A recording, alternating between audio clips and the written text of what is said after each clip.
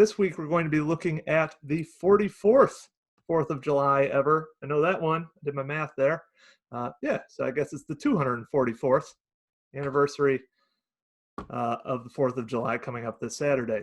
Crazy how math works. That was the first ever 4th of July in Syracuse. To celebrate, I've got my Statue of Liberty mug here, filled with Cafe Cubal.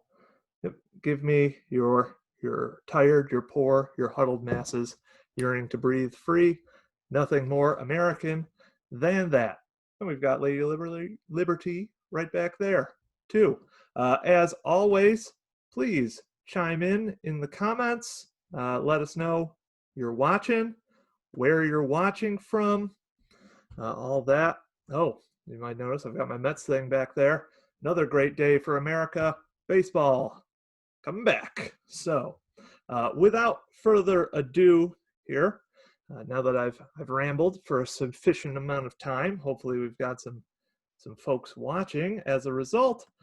Let's get into looking at Syracuse's first ever 4th of July celebration, which happened 200 years ago.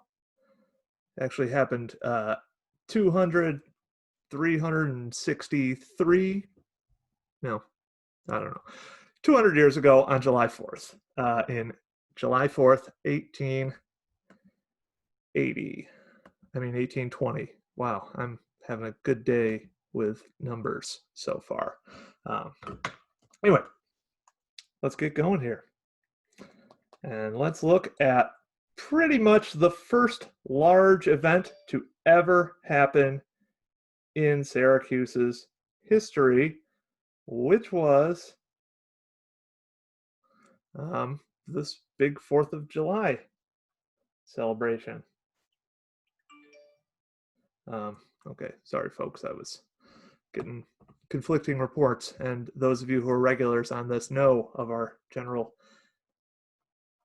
issues with technology that occasionally occur. So, just making sure I've got us up here. Whoops. Yes, Schoharie Crossing says happy Declaration of Independence Day. I saw on Facebook David going on about that. Shout out.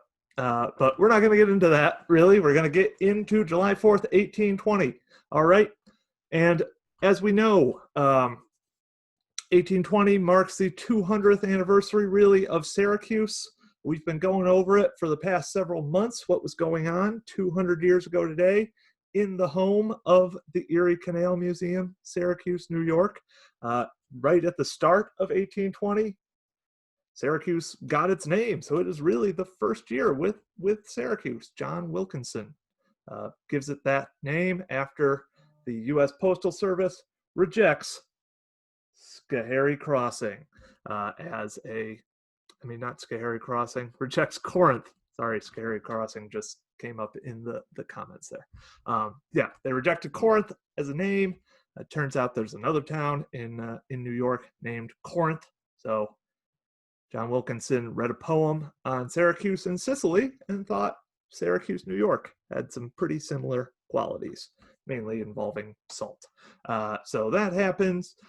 We talked about how on April 20th, 1820, the Montezuma became the first ever packet boat to enter Syracuse, coming from Montezuma, owned by Comfort Tyler. This is not a picture of the Montezuma. Some of you who have also been longtime fans might recognize this as the Seneca Chief kind of painting that is used by Buffalo Maritime Center, who was a guest earlier. They're rebuilding the Seneca Chief. But anyway, the Montezuma came in April 20th. And then in May, the canal opens for navigation on May 1st. So we get our first real traffic on the canal at about that time through Syracuse. Also in the month of May, the father of the Erie Canal visits DeWitt Clinton, the governor, the man who is most associated with the canal. And of course, you can check all that stuff out. We did quarantine coffee hours on both of those events. Check that out on our YouTube page. Now, let's look at the next huge event that's going to happen in Syracuse, New York. Like I said, the governor comes this one time in May. That gets one newspaper article written about it in the Onondaga Register, which is printed in Onondaga Hollow. That's up on the hill for those of you who are familiar with Syracuse. Onondaga Schools is around that area. OCC, that kind of place. I believe that is where Syracuse, Onondaga Hollow is. They start printing a newspaper a few years before the canal comes through. They only mention Clinton coming on that May voyage once. However, we're going to see several times in June, specifically on June 21st, an announcement gets put in the Onondaga Register inviting people from both Syracuse and all around the state to come to Syracuse to celebrate the 4th of July and the opening of the Erie Canal. And then an even bigger, more extensive article is written the next week. The Onondaga Register only came out once a week, generally on Wednesdays, though for some reason one of the articles I'm going to reference in this tale comes out on a Thursday. But for the most part, they're doing Wednesday printings. So let's see a little bit more what they're talking about. The invitation on June 28th is to, quote, given generally to the citizens of the state, and particularly to those of the Western District, end quote. So they really want people from the West, if you will, which at that time, the Western District is pretty much everything Utica, west in New York. So they're saying, please come. They also, it's really interesting. You can see a lot of kind of parallels today almost in terms of there seemed to be a ton of political animosity at the time because after the whole please everybody come on, they also mention, quote, that the invitation is, quote, without distinction of party, end quote. And another part of the invitation says, quote, the committee pledge themselves that nothing shall transpire with their consent, which may furnish just cause of offense to the feelings of either of the political parties which divide this state. End quote. As you can see, they're really trying this invitation to say, please, could you just leave politics out of it today? Don't get in a fight. We're trying to show off Syracuse here. Leave your politics at home. But I would be remiss if I didn't look at the major political struggle that was going on in New York at the time. As you can tell, New York was deeply divided along party lines, which is really interesting because at this point in American history, it's known as the era of good feelings, where there was only one political party, the Democratic Republican Party. That didn't really work well since we weren't a dictatorship. People tended to have different ideas from each other. So two parties form in New York, really. Different wings of the Democratic Republican Party. There's the Clintonians, as they're called. These are people who are pro DeWitt Clinton. He's kind of their leader. It's almost, they are about as happy to just follow DeWitt Clinton, whatever he says, though he also has this tremendous vision. He gets the canal formed. And the Clintonians are facing off largely against what are known as the Bucktails, who are led by the young, charismatic lawyer turned state senator from Kinderhook, New York, future President Martin Van Buren, who may be the greatest politician of all time. Well, I don't know. As far as politics go and playing people like fiddles, he's often credited with kind of creating um, the party system that as we know it. Big fan of the spoil system. Anyway, not that important. They get the name Bucktails because many of you may have heard of Tammany Hall. They are a major part of the Bucktail group, and for a while, members of Tammany Hall would wear bucktails on their hat to indicate that they were members. And they kind of took pride in that. So anyway, those are the two groups that are really duking it out here in 1820 that the writers of the Onondaga Register, and I'm sure everybody organizing the event in Syracuse was like, please don't fight at today's event. Let's all just celebrate this great canal and our country. That was what they were going for that day. So that's what happens there in 1820. There we go. Whoops, I'm getting ahead of myself here. They also invite, as well as telling people not to fight. This seems almost counterintuitive now that I'm thinking about it. They also invite all members of the militia, especially officers, to come decked out in their finest dress uniforms. And remember, this is the early 1800s. America does not have a large professional military. It's all militia, well, largely militia. So the militia was kind of a way to get ahead in life if you were an officer. Many of the politicians and top officials of the day were officers in their state militias, and the same was true in New York. So if you're walking into the 4th of July celebrations wearing your finest militia officer's uniform, people are going to know you're a big deal, and they'll respect you for it and all that. And it adds a lot of legitimacy to the event, I'm sure, is what the organizers were thinking. Like, oh, look at all these prominent citizens we have here. So anyway, we're going to move on now to the actual date, which, again, largely using the Onondaga Register's July 13th account of the event as our major source for this. This was the one that seems to have been written on a Thursday. The way July 4th fell in the year, seems like July 13th was the first chance the newspaper actually got to print a report of what happened. But it's a huge event. It is by far the biggest event to have ever happened in Syracuse at that time. We're going to see thousands of people come to Syracuse.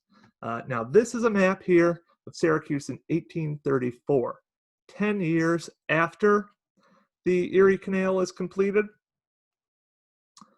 So, as you can see, there are tons of buildings there. The Syracuse of 1820 is very different. However, it's going to have a lot of important landmarks for us to note here. Yeah.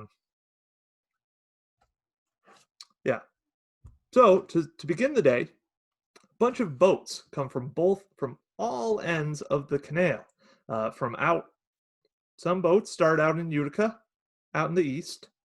Others start in the west, around Montezuma, and more made and owned by the citizens of Syracuse and Salina end up on the Salina Canal. Governor DeWitt Clinton is leading a group of boats from the east and Utica. He comes in around 9 a.m. All the other boats halt here at the locks that are the Lodi locks they're often called. So they stop there. Clinton is allowed to pass through first.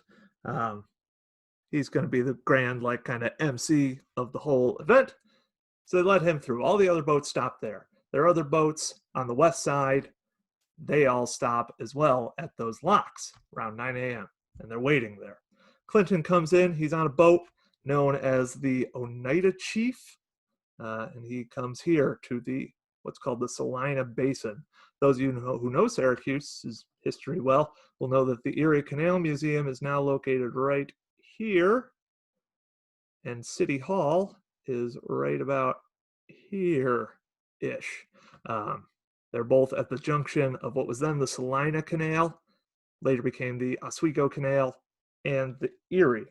So anyway, Clinton gets there, meets with, the important dignitaries from Syracuse, make sure everything's ready to go, all that, prepares for the big moment, and at 10 a.m., a signal gun is fired on one of the hills to the south of Syracuse, which gives the signal for everybody to start moving. So all these boats that are coming from the east move through the locks. More boats come from the west through those locks, and other boats come down the Salina Canal. There's 73 boats in all, which is a shocking number of, it's a gigantic flotilla at the time, 73 boats. Remember, at the beginning of 1820, Syracuse had never had a single boat pass through it. Now there's 73 boats at once. There's also thousands of people on horseback, in carriages, or on foot descending upon Syracuse. I'd also like to note that, again, this is not what Syracuse looked like at the time. Most of these buildings do not exist. These are going to spring up after the Erie Canal is built. There's a tavern right about here. There are a few houses here, and there are a few other houses around this area. So I'm seeing in the comments, Mark Baum from the All Things Oz Museum right here in Chittenango, New York. He asks the question, did Clinton come from Albany, and how long was the journey? Yes, Clinton would have started out in Albany. I'm not sure how long Mohawk River navigation would have taken to get up to Utica. Would have taken about a day on the coming from Utica to Syracuse. Probably took a couple days, 2 to 3, I would think, to get from Albany to Utica at the time. But I honestly do not know. May have taken him a week to get to Utica. That's a good question. Probably depends on how much water was in the river and everything too. But anyway, Clinton's waiting for everyone right here at the basin for this giant flotilla of boats, for all of the for the giant crowd coming. They're there. There are a bunch of other dignitaries there who we're going to get into all those dignitaries later. When the boats get into the basin, there's a 24-gun salute. There's bands playing. All the boats have flags and banners on them, just streaming all over the place. It is pandemonium. It's a celebration, if you will. And they're doing a great stuff. The Onondaga Register describes the scene, showing what an incredible sight this was for the people of Syracuse, which was pretty much just a swampy crossroads at the time, and for all these people who lived on what was the frontier. This was progress to, like, everyone recognized this was going to transform their lives. And the Onondaga Register describes this as happening. Quote, "Many were seen to shed tears of joy and satisfaction on the occasion." End quote. People were literally crying. This sight was evidently such a beautiful, incredible thing to watch. And they were super excited about it too. So anyway, they meet here in the basin. They gather, evidently, on the north side of the canal. Everyone gets off their boats. All the carriages and horses, they all go over here to the north side. And then they proceeded on foot, the article says, to Cossett's Tavern, which I had previously mentioned. It was right here, corner of Genesee and Salina Street. It's actually the first building ever in downtown Syracuse, the first frame building. It was originally a tavern built in the early 1800s by a man named Henry Bogardus. Syracuse was originally called Bogardus's Corners. Well, actually, it was originally South Salina, then Bogardus's Corners. Luckily, that name did not stick because that would be awful to live in Bogardus's Corners. Because Bogardus sells it to a man named Cossett. That's what the article refers to it as. He evidently still owned it in 1820. For a time, Syracuse was known as Cossett's Corners. Anyway, they march over there. As you can see, Clinton Square is going to end up here. Cossett's Tavern is going to eventually get torn down, rebuilt. It will be made into this, the Empire House, which is now where the Post Standard building is in Syracuse. It was a luxury hotel at the time. Also had a great restaurant and a bunch of shops on the ground floor. It was a famous building in Syracuse. Many notable people went there, and they built this Grand Canal right there because of, they built this Grand Hotel there because of the Erie Canal. So you can kind of see how, like, we're going to go from this tiny little square tavern where everyone's sort of meeting at. In about 20 years, they're going to be 20 or 30 years, they're going to be building this right there to capitalize on all the traffic coming on the canal. So anyway, the article says they walk over here and then they cross the Salina Bridge, which the Salina Bridge, that's one of the more famous bridges on the canal. There's going to be 4 different ones. This one's just a normal bridge. Doesn't do anything special, unlike future ones where we're going to have a lift bridge, we're going to have a swing bridge. Eventually, people will in Syracuse will evidently come to hate this bridge. There's actually a big celebration when the canal gets filled in and they get rid of the Salina Bridge. At this time, though, the crowd is not as mad about their bridges anymore. They're pretty excited to have a bridge because that means they have a canal. And anyway, they walk across the canal where they are greeted by Governor Clinton and his retinue. And I think there's some pretty interesting people in Governor Clinton's retinue at the time that the newspaper article describes. I'm going to be talking about a lot of people in New York history who aren't generally major players, but are interesting, and they're noted as having been at the celebration. The first, probably coolest, maybe, in my opinion, is William Van Ness. You may know him as the second to Aaron Burr in his famous duel with Alexander Hamilton. Nowadays, thanks to the hit Broadway musical, if you can find a connection to Alexander Hamilton in your history, you have to put it in there. So there's New York's connection. There's one of the Erie Canal's many connections to Alexander Hamilton, really largely through Aaron Burr. But anyway, Van Ness, he's famous for being Aaron Burr's second. He's also a traveling judge. He ends up a United States judge. That's what he's referred to in the article. He is Judge Van Ness. And he actually played a pretty major role in the state's early kind of judiciary history. Also traveling with Governor Clinton is General Van Cortlandt, Philip Van Cortlandt specifically.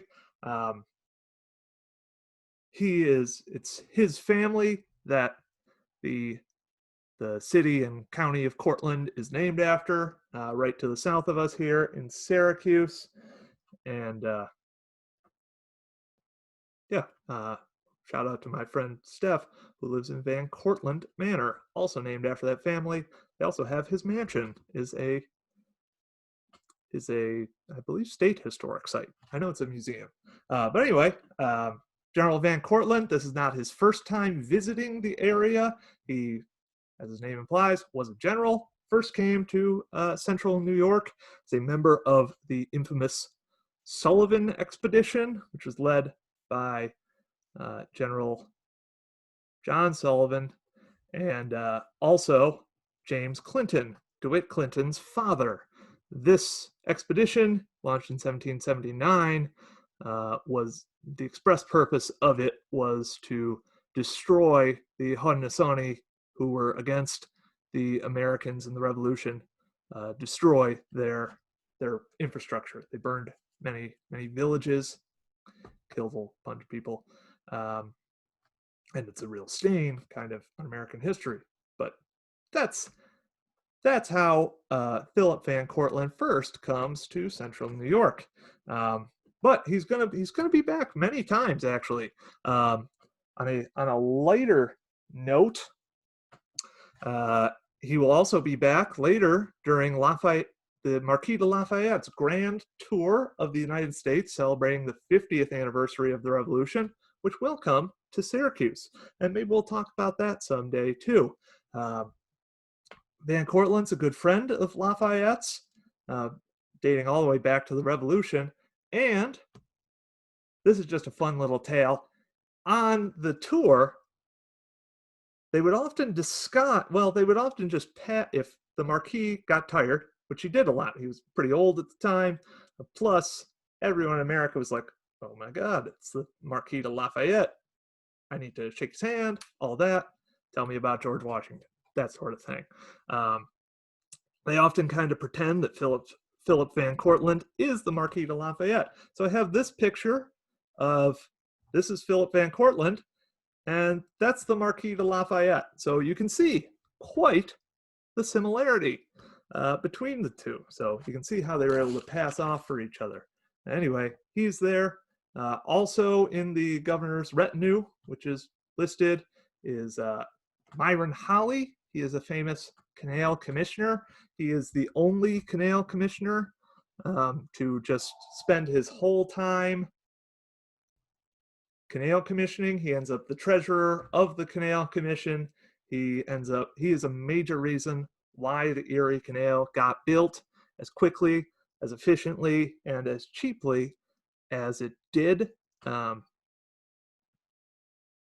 You may know him. Holly, New York, just south of Rochester, is named after him. He should be considered kind of a great hero of the canal, but he is often forgotten because, due to some politics that go on towards the end of canal construction, he's accused of embezzling some of the canal funds for himself. Not a whole lot, but that ends up sinking his political and just in general his career. But that's Myron Holley. He's a pretty interesting guy.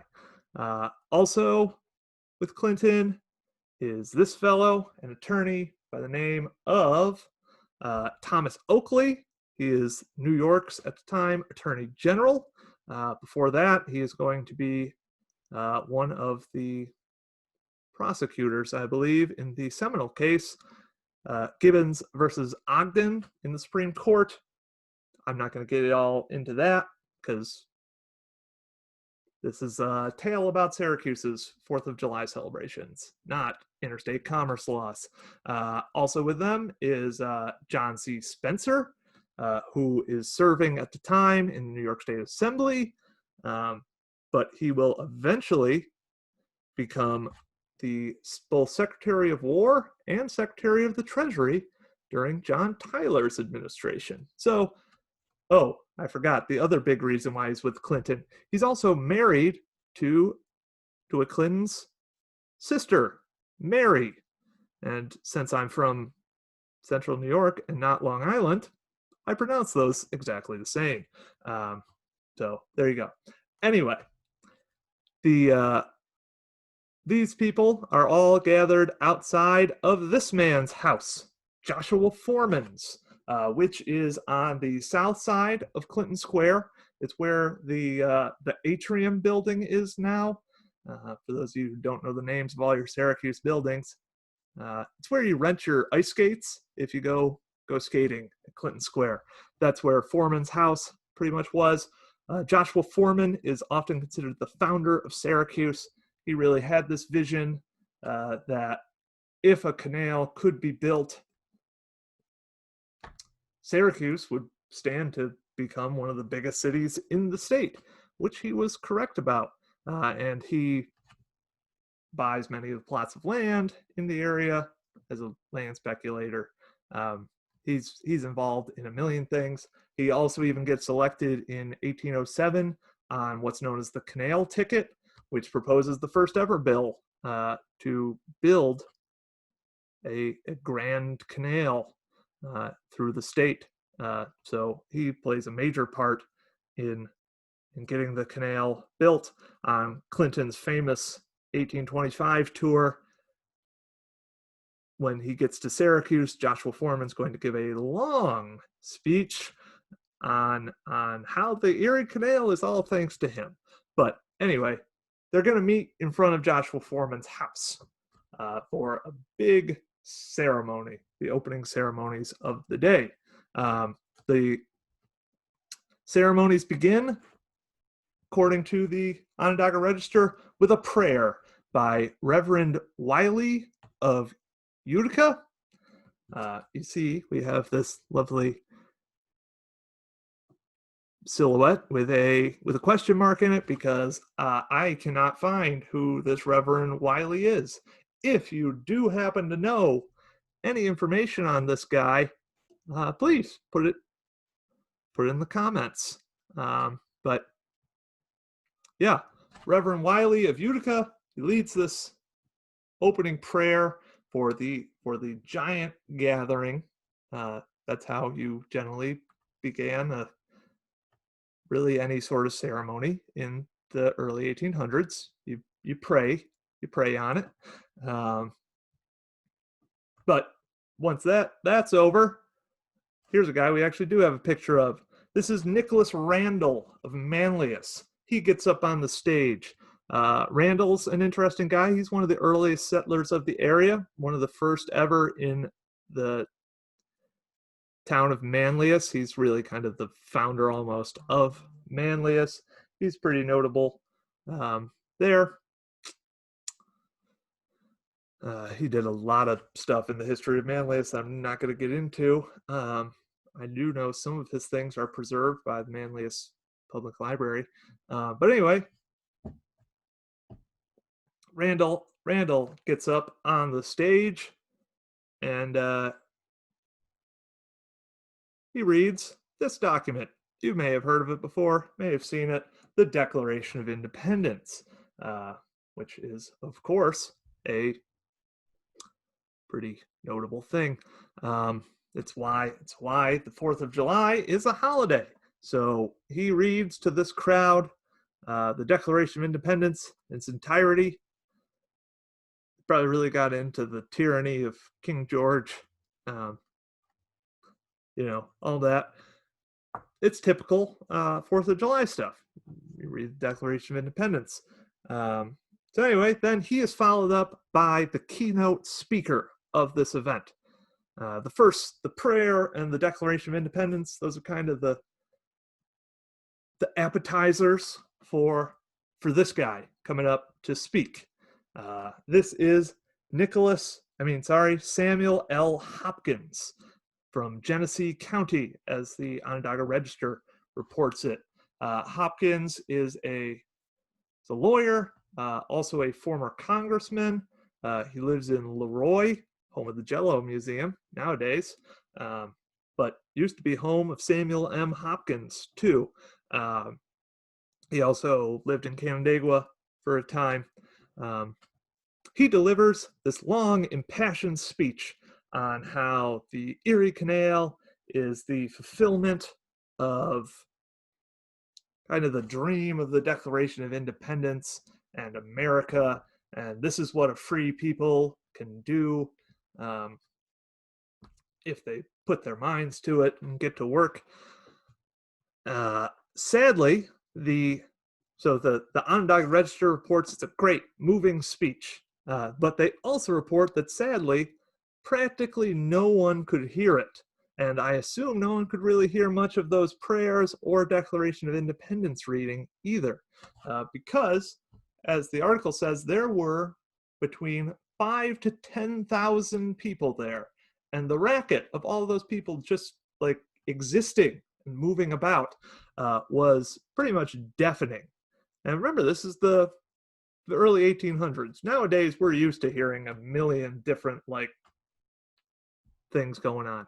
Um, you know, turn your TV up loud, and it's anyway. We're used to noise. Probably in the early 1800s, they weren't as much.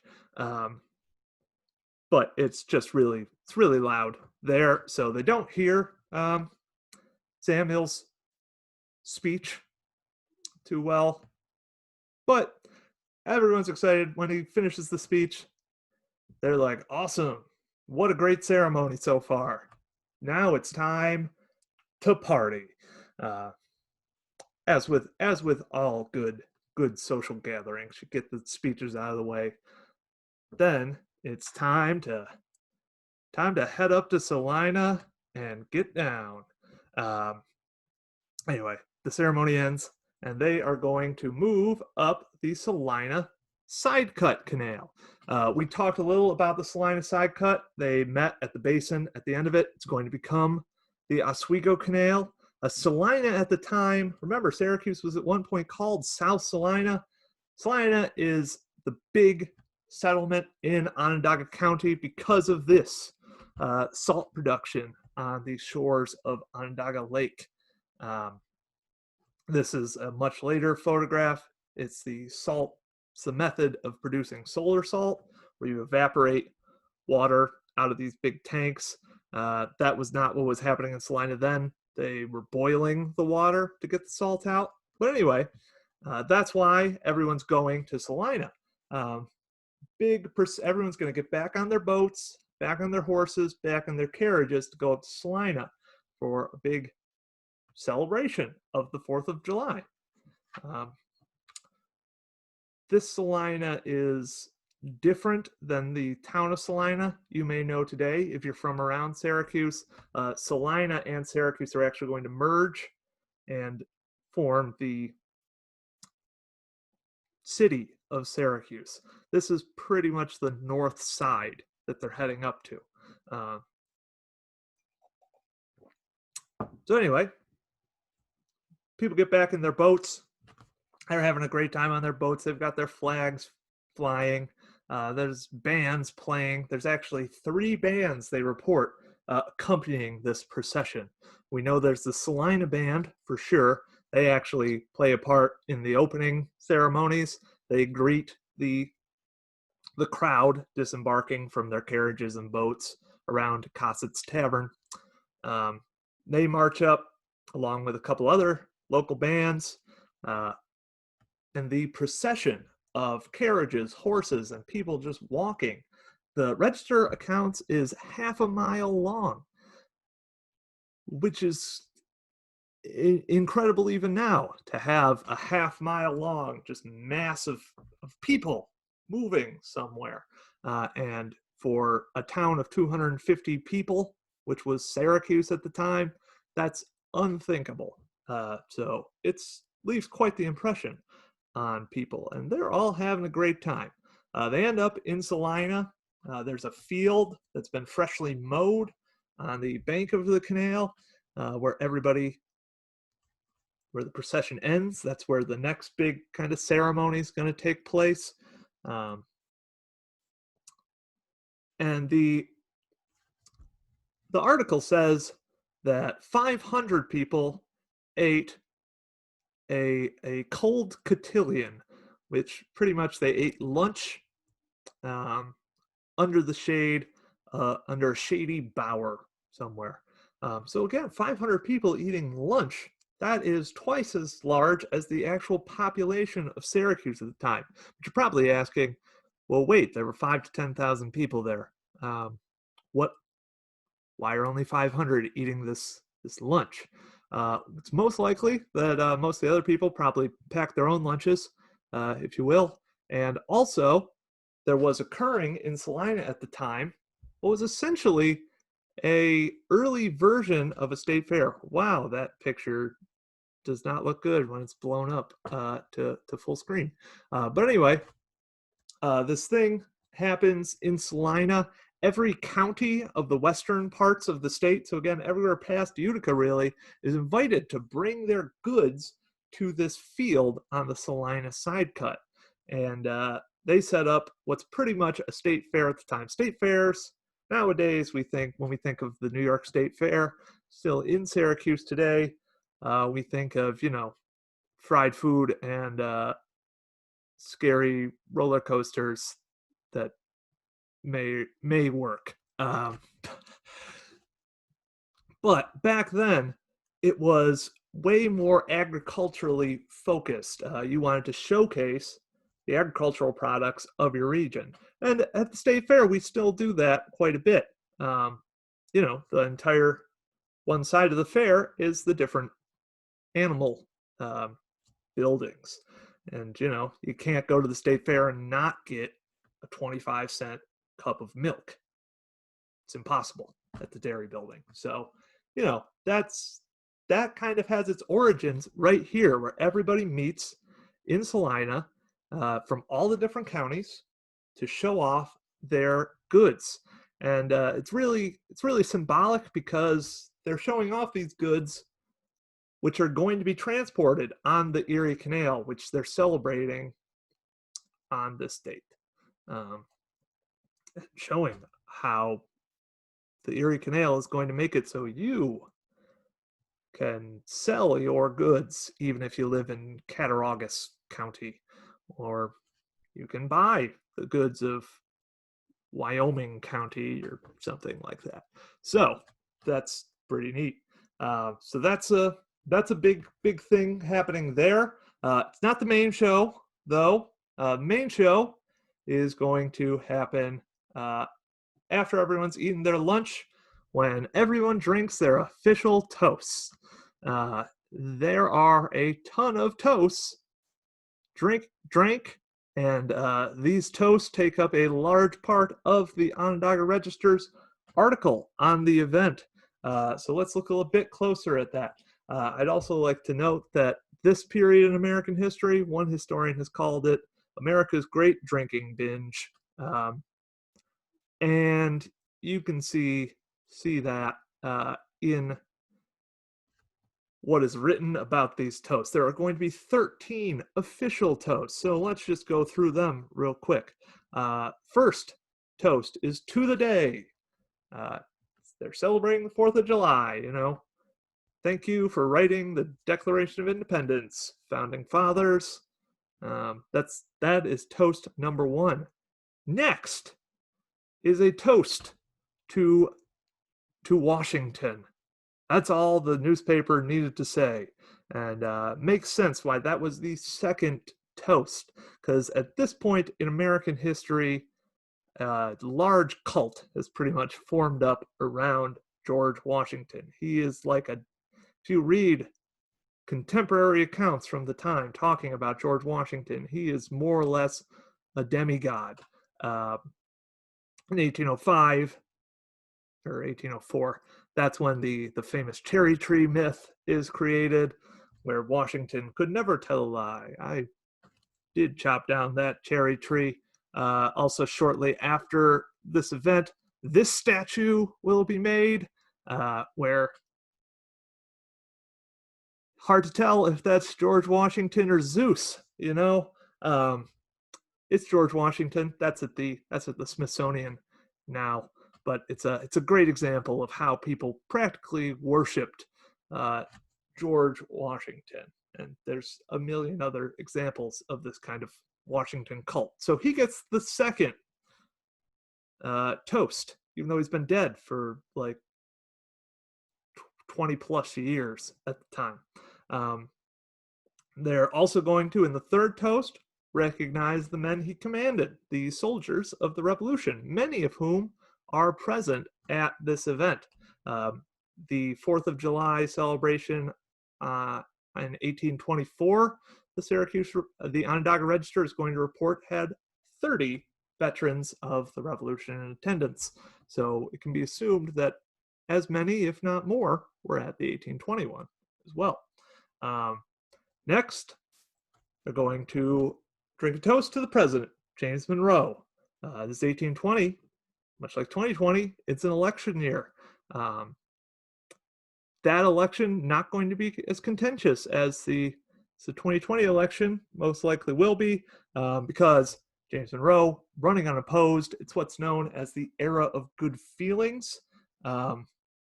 He is going to run away with over 80% of the popular vote. The next most popular candidate is no one. Just a blank ballot receives 16% of the vote. Interestingly, in third place will be DeWitt Clinton, receiving 2.5% of the vote. Much of that comes from Illinois in the West, that popular vote percentage, which I think that's just a fun little fact. The people out West, they're really into this Erie Canal. A lot of people think that DeWitt Clinton is really awesome. Abraham Lincoln, in fact, when he begins his political career, he wants to be the DeWitt Clinton of Illinois. But he wins 2.5% of the vote. So he's not anywhere close to being president like he was in 1812. But anyway, these are just some fun facts about James Monroe here. In that election in 1820, Monroe, so this was no doubt a very popular toast. Only one electoral vote is cast against James Monroe. You have a rogue elector from New Hampshire casts the only vote against James Monroe in the Electoral College. He votes for John Quincy Adams, who will be the next president. Many say it's so George Washington will be the only person ever elected unanimously by the Electoral College.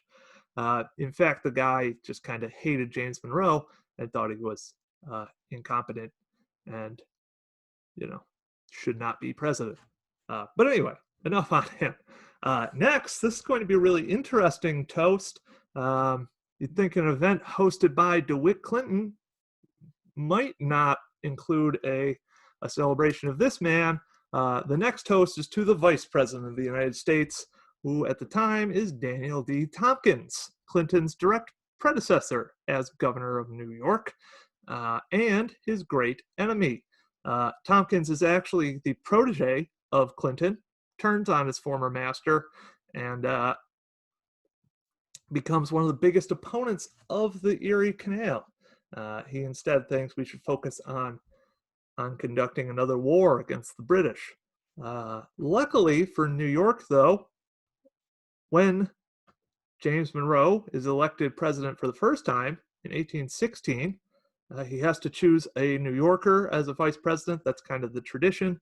If you're from Virginia, to placate the next most powerful state in the Union, they select a New Yorker as the vice president. So Daniel D. Tompkins ends up leaving the governorship to become vice president, which opens the door for a new governor, which is DeWitt Clinton, who does away with Tompkins' anti-canal stance and becomes very pro-canal. So,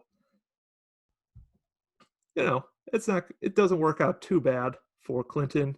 He's happy. Tompkins is out of, New York politics. And his great rival, Daniel D. Tompkins, is left to sit in the vice president's house where he drinks himself to death out of boredom. So, fun little tale there. But anyway, Clinton will also get his revenge in the next year. which is for the governor of the state, to which the Onondaga Register reports that cheer received far and away the uh, largest cheer. There were 3 cheers proposed, which, I mean, come on. We've all seen the movies. We all know 3 cheers for someone. That's the biggest honor you can get, right? So everyone's excited when they're, like, and now for this toast, the governor, and the crowd goes wild, that sort of thing. So they're cheering the governor. Next, they will cheer on the great state of New York in their toast. The actual toast goes to the state of New York. Quote, may she fill the niche in the Temple of Union, which I think that's a really cool quote, because there's a famous Erie Canal book called The Bond of Union by Gerald Copel, and a lot of other historians have noted this. DeWitt Clinton even noted this. That's where the book, The Bond of Union, gets its name from, that the Erie Canal is kind of expected to help bring the country together, to bind it together physically and economically. At the time, there's a ton of stress between the eastern and the western sections of the country. They don't really have any way to trade with each other well or communicate, so they're kind of drifting apart. The Erie Canal is thought of as a way to improve that communication, to bring the nation closer together. They all recognize they're Americans, so one of our favorite things here in America is money. Still was back then. And they realized that if the West realized they need, and if the East and the West realize they both need each other to make money, they're not going to be separated. So this toast says that is New York's natural place is to connect these two disparate at the time parts of the country, which it will do. Lucky for Samuel Tompkins, another toast is going to be proposed to canal navigation, talking about how awesome canals are. That's our 8th toast. Again, in that toast, it says the canals are, quote, destined to cement the Confederation, end quote. So again, these canals, in addition to helping with trade and all that, are going to really bring the country, they're going to unify it in a way that people had not seen before, which is going to be pretty true, though it'll split it up in a different way. Instead of east-west, it will become a north-south thing, because the North is going to build canals and railroads and everything, and the South will not. But that's for another lecture. Anyway, next, the cheer is for Ohio and Pennsylvania, which seems pretty strange to do at a New York-centric event. But it's really, they propose this toast to these 2 states for they're cheering on how both states want to build internal improvements, and it says, quote, may we have the wisdom to pursue our mutual interests. So New York was hoping that the other states adjoining it would also work on making these internal improvement infrastructure projects to really make it so you could get this gigantic economic engine. And as you can see in these maps, Ohio and Pennsylvania will both be,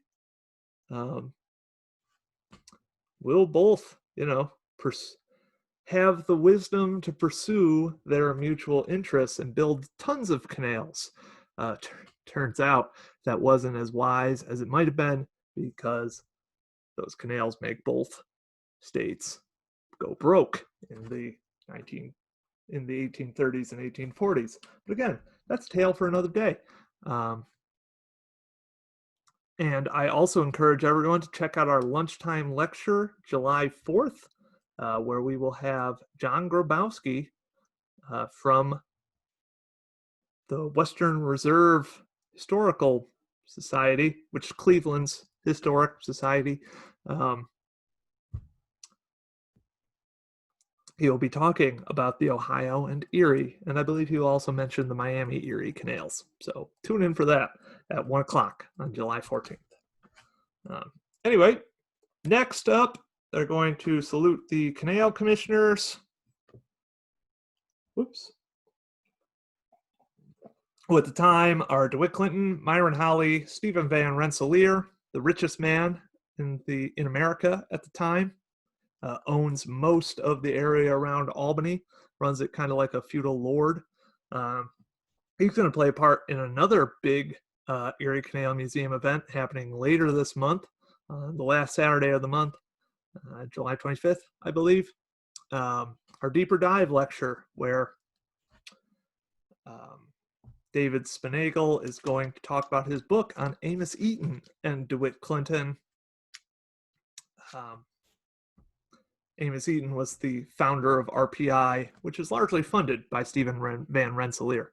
But anyway, the other two members of the Canal Commission are Samuel Young, who is a bucktail, gets put on there by Martin Van Buren. He's going to be a real thorn in the side of some of these Clintonian folks. And Henry Seymour, who will eventually become mayor of Utica and is also the father of two-time New York State Governor Horatio Seymour. Now we get to, for the 11th toast, what I think is their most fun toast. It is to the quote, revolutionary struggle in our southern continent, end quote. So in 1820, this is right at the height, smack dab in the middle of the Spanish-American Wars for Independence, led, of course, by the famous Simón Bolívar. They began in 1808. They're going to last into the 1830s, really. But these independence, these wars of independence are going to be kind of a big news in America. And it's fitting that they celebrate it on the 4th of July. Americans at the time, Americans still, were like, the American Revolution starts this great wave of democracy almost across the globe. Obviously, the French Revolution happens, and then everybody in the Western Hemisphere is throwing off their colonial yoke, if you will, led by men like Bolivar. So America is really excited about that. James Monroe is, of course, going to make his Monroe Doctrine, telling foreign powers to stay out of the Western Hemisphere. He has no authority to really back that up, but we're all like, yeah, democracy in the Western Hemisphere. So they're pretty excited about that. And Bolivar is, in America, we usually call him Bolivar. There's a town in New York called that. I'm from around Chittenango. We have what became known as Bolivar Landing. I actually went to Bolivar Elementary School, named after this great hero of the Spanish-American Wars for Independence. So they're going to get a shout out at our Independence Day. Next, the next toast is to the, I don't know why I said question mark there. Oh, right, now I know. Sorry. I was getting ahead of myself.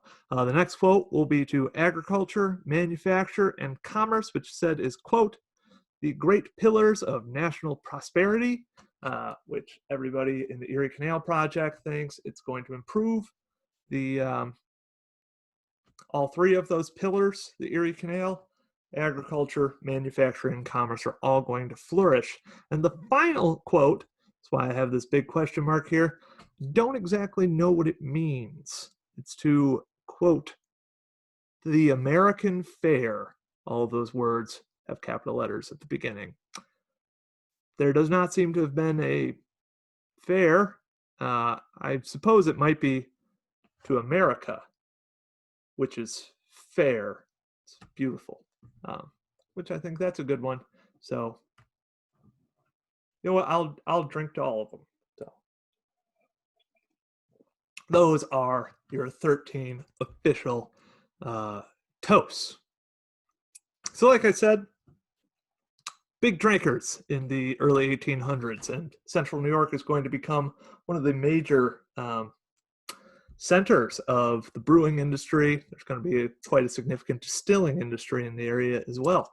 However, the fun didn't end at those 13 official toasts. The Onondaga Register mentions that many, many more toasts were volunteered. They list 6 more, so I'll just go through those quick. Clinton. Oh, yes, there we go. Yep. It's still a big party. And, you know, at this point, I'm sure they're getting to the, like, I love you, man, phase of the party. So let's look at some of the other toasts that are drank. Whoops. Okay, I guess I didn't write those out. But Governor Clinton, he is going to propose a toast to the spirit of the Declaration of Independence, the spirit of genius that wrote it, saying it's, you know, one of the finest documents ever written. Ezekiel Bacon of Utica will again propose a toast to the state of New York. Myron Holley, the Canal Commissioner, proposes it to our fellow countrymen. So again, bringing in that whole, like, unifying with the rest of the country sort of thing. A Colonel Jones of the Western District, who I cannot find anything about. Not sure who Colonel Jones is. It's really hampered by the fact that there are a ton of people in America called Jones, plenty of colonels as well in our history, and the Western District is rather large, so hard to figure out who that is. But he proposes a toast to the Western District of New York. Next up is Ephraim Hart of Utica. He's a actual former Canal Commissioner who has come along on this journey with Clinton, and he proposes his toast to the salt springs of Onondaga County, noting how they're going to really improve the whole country, and we're going to make everyone in New York very rich. Nicholas Randall is back after reading the Declaration of Independence. He proposed a toast to the Erie Canal. What a great body of water. So that goes on for several hours, but then 5 p.m., to quote Willie Nelson, turn out the lights, the party's over, all good things must end. And at 5 o'clock, the party does end. It starts to break up.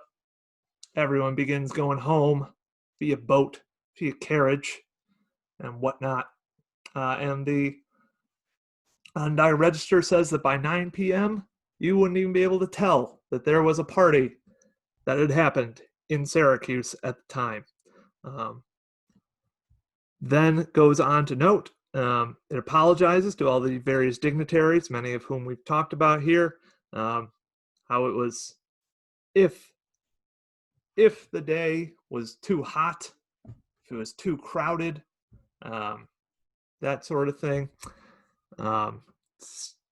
If the accommodations weren't good enough for them, they apologize for that, but also point out, like, we're a town of 250 people in pretty much the middle of nowhere. So we did our best and we were super excited. So, like, give us a break. Don't be too mad at us. Sorry, we're not Albany or New York City.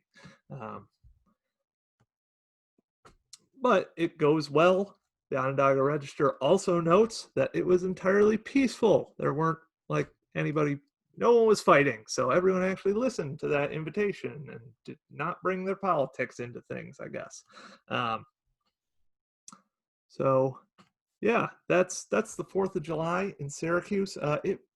It really shows what potential Syracuse had. Thousands, and the Erie Canal had. Thousands of people gather here. This is the first really big celebration on the Erie Canal. The canal had famously started being dug in Rome 3 years earlier on July 4th, 1817. Governor Clinton couldn't even make it to that. He was busy celebrating his inauguration in New York City. Um, it was a pretty small affair, like the people of Rome came onto it. This had people from every corner of the state celebrating this grand canal that was going to totally transform their lives, their state, their country. Um, and this celebration of the 4th of July is a real celebration of the Erie Canal, and it foretells the great prosperity that would follow shortly afterwards. So, thank you very much. That's the end of our quarantine coffee hour. We've got 2 more coming up until we take a little break to get used to reopening the museum. Next week we have Matt Ertz, the Madison County historian, who will be talking about hops in central New York. We were a major hop growing center. I won't spoil any more of it for you. And then the next week we will have David Brooks from Scary Crossing on, who will be talking about environmental impacts of the Erie Canal. So that should be pretty fun. I also mentioned a few other of our virtual programs throughout this. Be sure to check those out. Visit our website, visit our YouTube page, all that. And thank you very much. We will see you next week. Be sure to donate to the Erie Canal Museum if you're liking this. Help support our cause. Or, of course, you can become a member, which is even more helpful. All right. Have a good day.